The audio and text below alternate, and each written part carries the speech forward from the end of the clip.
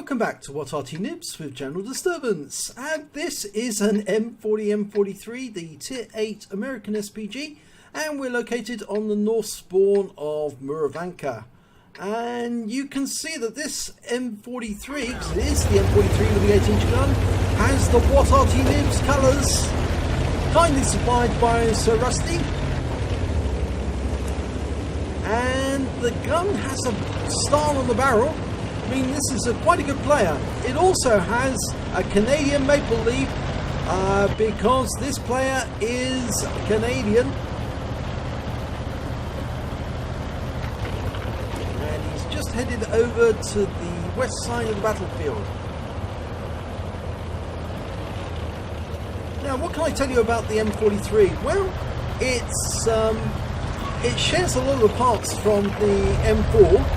It's a slightly lengthened M4 chassis. The M43 has an 8-inch howitzer on it, but if you took the 8-inch howitzer off and mounted the 155mm gun, it would turn it into the M40 and vice versa. And in fact, actually, they did convert some M40s to become M43s later on.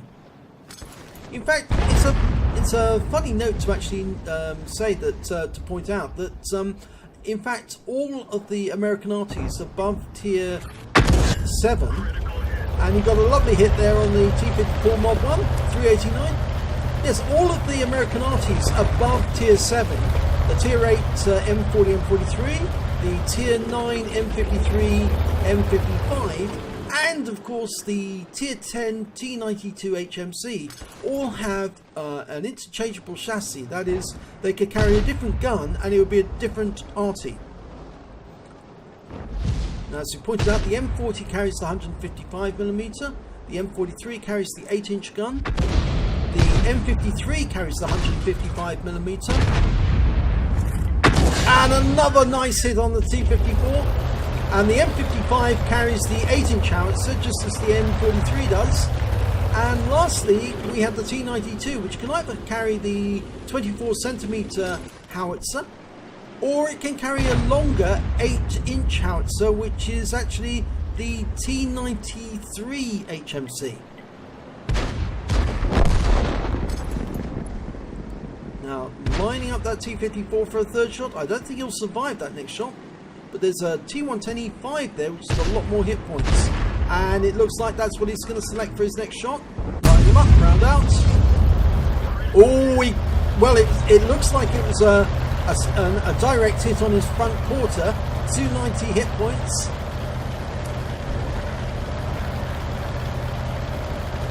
I don't think it was a splash, because otherwise it would have said that was a close one.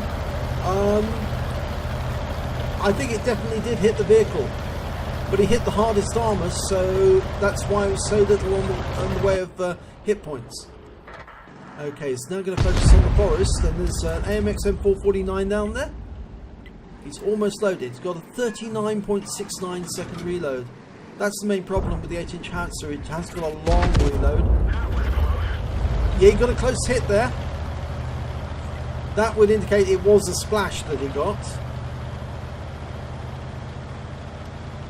And it stunned the AMX.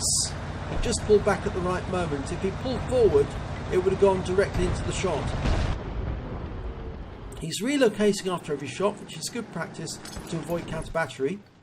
Now, which one is he going to go for? Well, there's an E75 over at the heavy pass, and that's a dangerous customer. Tier 9 German heavy, lining him up for a shot, almost there. Okay, he's reloaded, round out.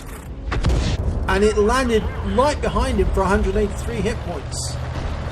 Now, this is an encounter battle, and the enemy is at the cap.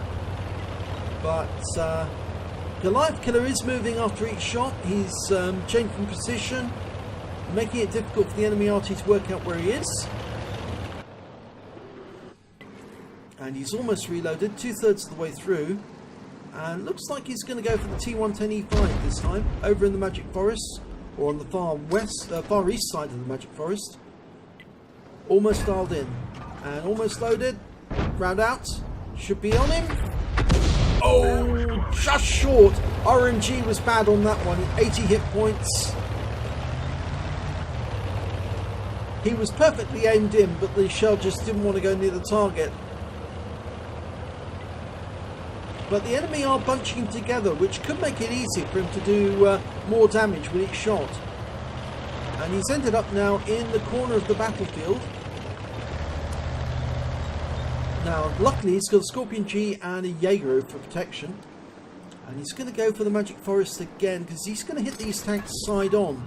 The shell going into the side of these tanks is going to do a lot of damage, especially these medium tanks. Lines up, rounds out. Oh, it landed short again, 132 hit points. That was annoying, because that was perfectly lined up to take out the Object 140. And if it had gone into the side armor, I think that would have been the end of that tank. Okay, FV3805, very weak armor. He knows where it is now, but I think the M41 Bulldog's going for him. Now, if he can put... the Bulldog can't get him, then he can. He's only got 287 hit points left, that FV3805, so a near miss from Goliath Killer's gun will finish him off. Okay, line him up, round out. Should do it. It does! Splashed him to death.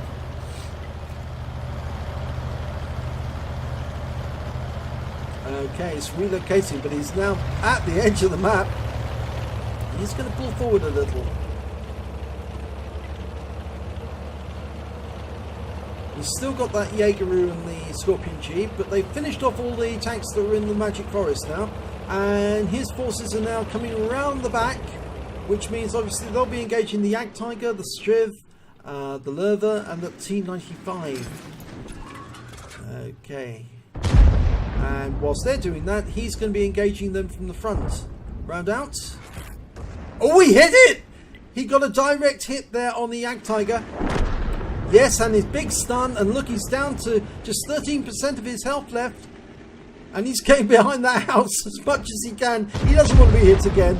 He knows he's in grave danger now. He's actually engaging the T-54E1, but I think he's going to stick behind cover, because that's the only thing you can do under these circumstances. And that Scorpion went out in the open, he paid for it. The Leopard prototype got him. And that Yak Tiger's gone out in the open as well, and he obviously hasn't learned his lesson, where he will find out very shortly. Round out. Oh, 93 hit points, but that was the kill shot. And the kill shot came from the Conway, who's some distance away actually, up on top of the escarpment near the water tower. Right, Lerva. Climbing that bank. He's on the opposite side of the bank to the cap. But it does make it a very, very difficult shot, because only a slight movement of the aim and the shot will go a lot further because of the dip. You can see the reticule is actually ovoid in shape, indicating the problem. Okay, he's trying to line it up. Round out. No, it went long.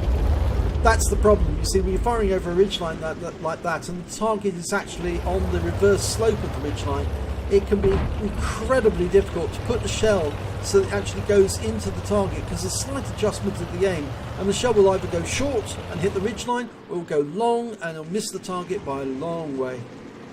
Okay, T95, he's giving his side to us, so if he can put a shell into his rear, that will take out the fuel tanks and could make him put him on fire. But he's been spotted by someone.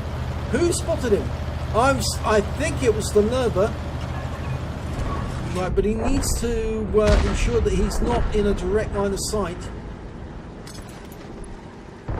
Round out on the strip. 24 hit points of splash. Now he's only got 4 rounds of ammo left. The M43 can only carry a limited number of 8-inch shells. In fact, there's just not enough space in the vehicle, which is why they used to have another vehicle carrying around all the ammunition for the Arty when they actually fought for real in Korea. Of course, there was one M43 and one M40 in service in the field in World War II, but unfortunately they weren't able to put all the rest of the manufactured ones into service before the war ended.